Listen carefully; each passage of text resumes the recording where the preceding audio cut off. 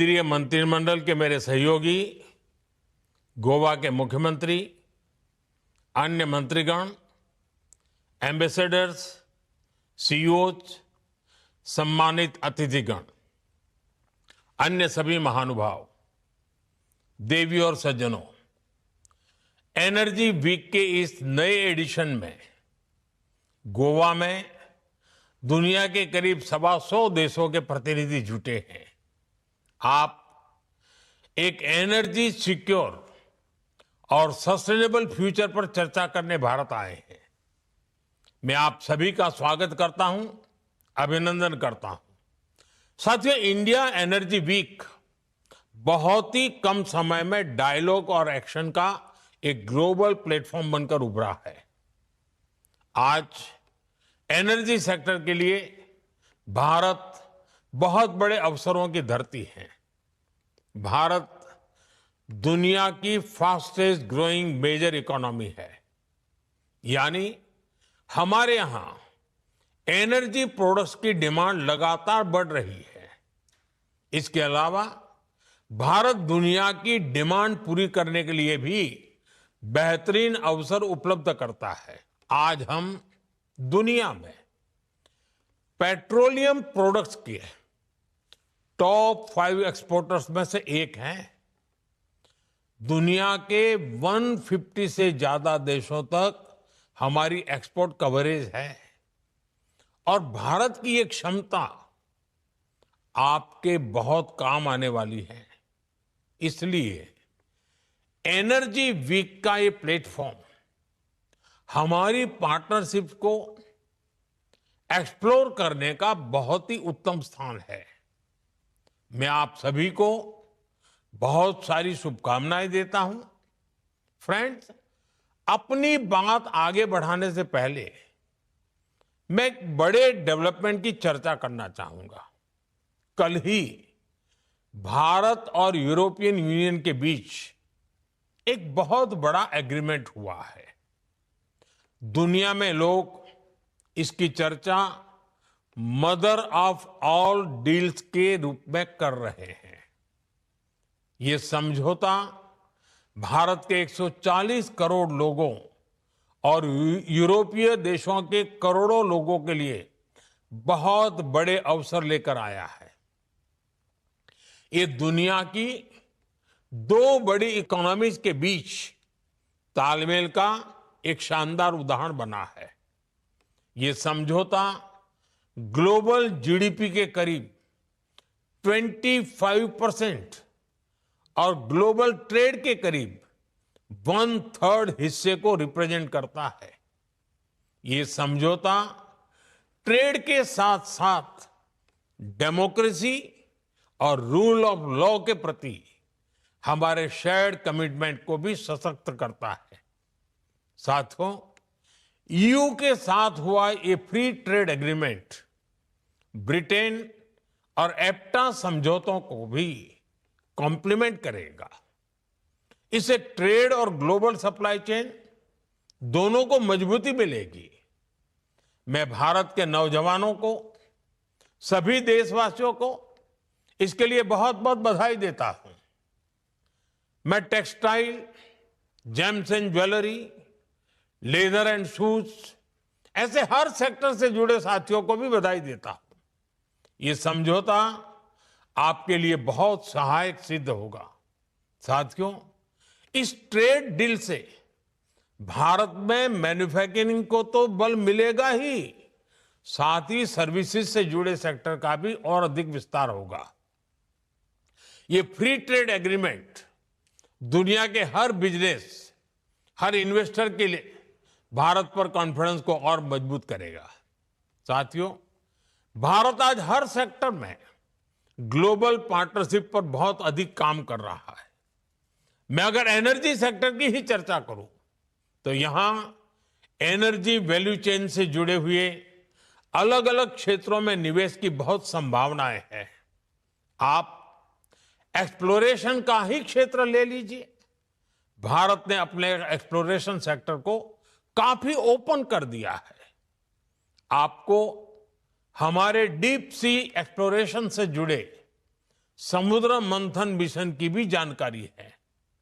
हम इस दशक के अंत तक अपने ऑयल एंड गैस सेक्टर में इन्वेस्टमेंट को $100 बिलियन तक ले जाने का प्रयास कर रहे हैं। हमारा लक्ष्य एक्सप्लोरेशन के दायरे को भी 1 मिलियन स्क्वायर किलोमीटर तक विस्तार करने का है। इसी सोच के साथ हमारे यहां 170 से अधिक ब्लॉक्स को अवार्ड किया जा चुका है। अंडमान निकोबार का बेसिन भी हमारी नेक्स्ट हाइड्रोकार्बन हब बन रहा है। साथियों, हमने एक्सप्लोरेशन सेक्टर में काफी रिफॉर्म्स भी किए हैं। नो गो एरिया बहुत कम कर दिया गया है। इंडिया एनर्जी वीक के पिछले एडिशंस में आपको भी जो भी सुझाव थे, आपने जो कुछ भी कहा, उनके अनुसार हमने अपने एक्ट्स और रूल्स में भी बदलाव किए हैं। यदि आप एक्सप्लोरेशन सेक्टर में इन्वेस्ट करते हैं तो आपकी कंपनी की प्रॉफिटेबिलिटी बढ़ना तय है। साथियों, भारत की एक और विशेषता है जो है एनर्जी सेक्टर में इन्वेस्टमेंट को बहुत फायदेमंद बनाता है। हमारे यहां बहुत बड़ी रिफाइनिंग कैपेसिटी मौजूद है। हम रिफाइनिंग कैपेसिटी के मामले में विश्व में दूसरे स्थान पर है।